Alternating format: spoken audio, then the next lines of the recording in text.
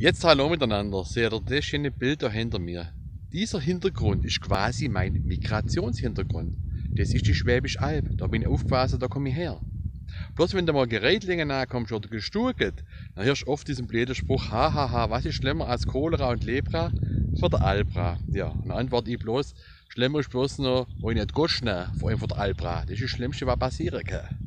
Bei uns auf der Alp ist es wunderschön, da liegt sogar bis Ende Juni Schnee. Mit der Schneefräse mäht mir der Rasen, weil der tut unter der Schneedecke bloß wasen.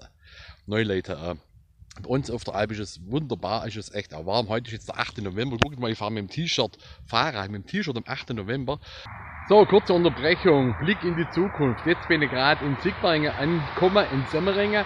Und der Hund ist tatsächlich ein Kittel kälter als bei uns auf der Alp, wie ich es gerade eben schon erwähnt habe. Ja gut, ist Inversionswetterlage, da ist es auf der Alp aber wärmer wie der Hund. Aber guckt mal, ich mal eine Gänsehaut, weil durch den ganzen Fahrtwind hat sich meine komplette Haut geglättet. So, jetzt fahre ich auch wieder rauf auf den Buckel.